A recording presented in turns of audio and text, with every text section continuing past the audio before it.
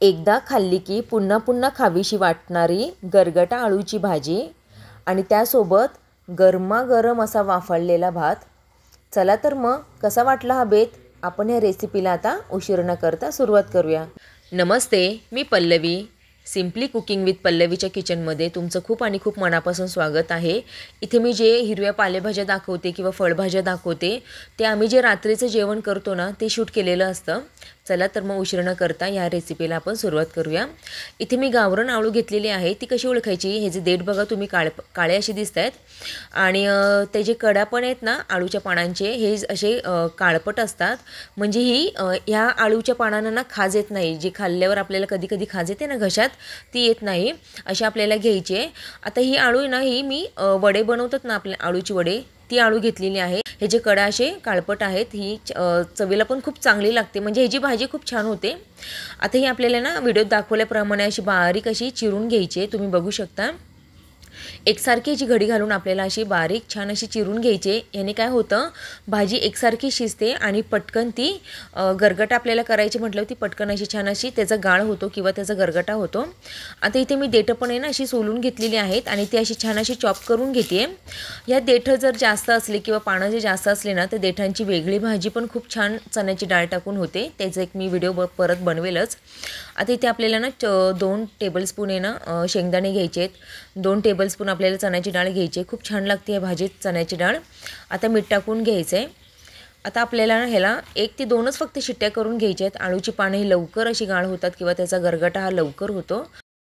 आता या भाजीत आपल्याला त्याच्या अंगाबरोबर पाणी ओतायचं आहे. म्हणजे जेवढी भाजी आहे ना तेवढंच आपल्याला पाणी थोडंसं ओतायचं आहे. म्हणजे ते लवकर गाळ होतात. ही एक चांगली अशी टिप आहे. कुठल्याही गोष्ट शिजवताना किंवा डाळी शिजवताना थोडंसं आधी सुरुवातीला पाणी ओतून ते शिजून घ्यायचे असतात, म्हणजे त्या लवकर शिजतात. इथे आपल्याला एक वाटण करायचं आहे. त्यासाठी मी हिरव्या मिरच्या आणि लसूण घेतलेला आहे. छान अशी त्याची दरदरीत मी पेस्ट करून घेतलेली आहे. आता इथे आपण फोडणीचं साहित्य बघून घेऊया. ह्याच्यात मी हिरवं मिरचीचं वाटण घेतलेलं आहे. 2 मोठे टेबलस्पून ओलं खोबरं घेतलेलं आहे. बेसन पीठ, हळद आणि जिरी मोहरी घेतलेली आहे. आपली भाजी ना छान अशी शिजून झालेली आहे. ह्याला मी गार करून घेतलेली आहे. आता ह्याला मॅश करून घ्यायचं आहे. हे वाटण आहे ना मिक्सरला लावलं ना खूप ह्याचं गाळ होणार आहे आणि त्याबरोबर मिक्सरला लावल्यावर ही डाळ आणि शेंगदाणे पण खूप अशी बारीक वाटले जातात. इथे आपल्याला हा गरगटा करताना ना पानं नाही मऊ, हिरवी आणि मोठी निवडायची आहेत. फार जुनी अशी पानं घ्यायची नाही आहेत, कारण जर जुनी पानं घेतली तर ती अशी थोडीशी करकर लागू शकते खाताना. देठ हे नाजूक असावेत. जर जास्त जाड असले तर गरगटा हा कठीण होतो. हे आपल्याला काही बेसिक असे टिप्स हे लक्षात ठेवायचे आहेत.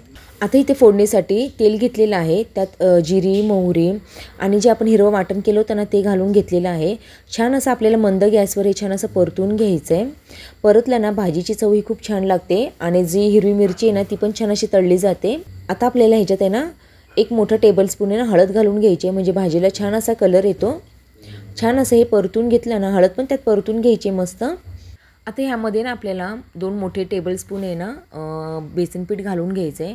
हे छान ह्या तेलात आहे ना परतून घ्यायचं आहे, म्हणजे त्याचा कच्चापण हा नाहीसा होतो. ह्यामध्ये ना थोडंसं पाणी घालून आहे ना आपल्याला छान असं हे बेसन पीठ आणि सर्व जे मिश्रण होतं ना फोडणीचं ते छान असं थोडंसं 2 सेकंद आपल्याला असं परतून घ्यायचं आहे, म्हणजे ते छान असं शिजतं. तुम्ही बघू शकता बेसन पीठ हे सगळं पाणी पिऊन घेत आहे. आता अजून थोडं पाणी घालून आहे ना आपल्याला असं छान असं याचा एका प्रकारचा ना असा गरगटा बनवायचा आहे किंवा आपण पिठल्यासारखं कसं आपण करतो पिठलं तसं आपल्याला हे तयार करून घ्यायचं आहे. आता ह्याच्यात आहे ना भरपूर पाणी ओतून आहे ना आपल्याला छान असं मिक्स करून घ्यायचं आहे आणि जी आपल्याला भाजी आपण शिजवली होती ना ती घालून घ्यायची आहे. काही काही जणांना बेसन पीठ ह्या भाजी उकळल्यानंतर घालतात, तसं केलं तरी पण चालतं. पण अशा पद्धतीने तुम्ही एकदा नक्की फोडणी करून बघा. तुमची भाजी अप्रतिम होईल, ही माझी गॅरंटी आहे. आता भाजी आपली छान अशी फोडणी झालेली आहे. त्याला छान अशी उकळी आलेली आहे. आपण त्यात आहे ना थोडंसं चवीनुसार आहे ना हिरवं खोबऱ्याचं वाटण पण घातलेलं आहे. ही होती आपल्या घरगुती अळूंच्या पानांची गरगटा स्वादिष्ट रेसिपी. तुम्हीही नक्की करून बघा आणि कमेंटमध्ये मला सांगायला विसरू नका ही भाजी कशी झाली आहे. चला तर मग लवकर लाईक करा, शेअर करा आणि सबस्क्राईब करायला विसरू नका. तोपर्यंत बाय.